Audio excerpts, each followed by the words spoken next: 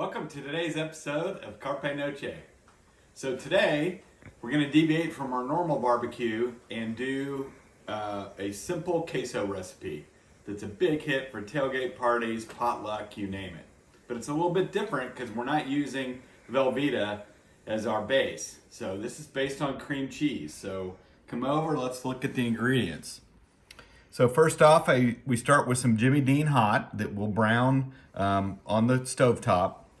We've got 2 blocks of Philly cream cheese, and then we have our Rotel, 1 original and 1 hot. And this is after a lot of experimentation that I've done all hot, I've done regular sausage, and this I believe is the best combination of spicy, but not too spicy, but you gotta have some kick to it. And then of course we'll eat it with the scoop. So let me get set up and I'll walk you through the process, but I'd love for you to try it yourself. Welcome back everybody. So really the next step that I like to do is I go ahead and get the cream cheese in a oven safe dish. So we just kind of dump it in there while that's going. And then another little pro tip that I like to do is I keep one of the boxes from the cream cheese because it makes a great placeholder after we start stirring, that we have a cheesy spoon that we have nowhere to put. So I keep the box. So that's a nice little pro tip. Before I dump in the Rotel, we're gonna go ahead and brown the sausage. So this is just fine to sit out and cool off or warm up. So welcome back everybody. So now we're about to dump the Rotel in on top of the cheese, and just as a tip, you can see I've already held it over the sink and tried to drain a pretty significant portion of the water off. You still want to keep some, but you don't want to just dump it straight in from the can. So there's 1, and there's 2. So we can just kind of let that sit until we're finished browning the sausage, so stay tuned. Welcome back everybody. So we're here browning the sausage. There's really not much to say here besides you want to chop it up to get the sausage fairly small. You don't want huge chunks of sausage.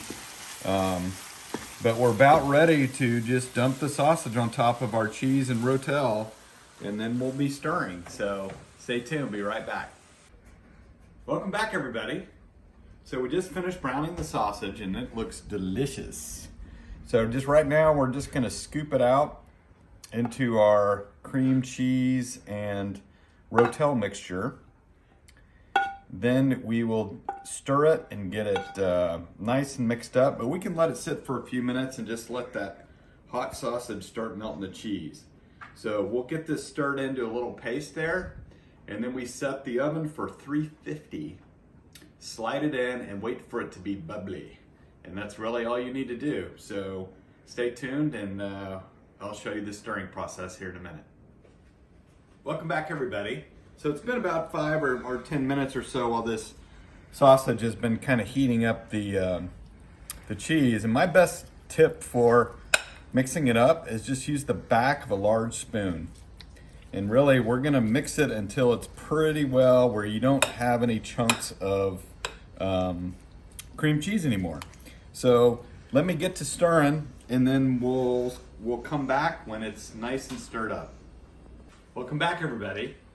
So if you kind of look at the consistency, this is kind of what you want right here. So when you kind of, stir it, there's no big white chunks of cream cheese. It's pretty well stirred together. Up there's a little piece, I'll get that. But this is essentially ready right now to where if you wanted to cover it, you can cover it right now and just leave it sitting out. If you're ready to eat like we are, we throw it into the oven at 350 and wait for it to bubble, and then it's ready to go. It usually takes 10 to 15 minutes. But I do need to give some credit here.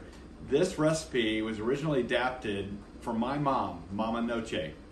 And, but she doesn't like it spicy, so she does it with regular sausage and just 1 can of original Rotel. And so you can see how I've spiced it up a little bit over the years. So stay tuned. We're gonna throw this in the oven and we'll show you the finished product. Welcome back everybody. So we're in our final stages. So we just warmed it up in the oven for 350 it turned out to be about 15 minutes, but this is exactly how it looks. The bubbles just stopped while we got the camera out, but smells great. So we're gonna get some put into some bowls, and then we'll give you the final taste test. So stay tuned, we'll be right back. Welcome back, everybody. So here we are at the finish line. So I've already put some dip into a smaller bowl, and we'll get a little taste test on camera.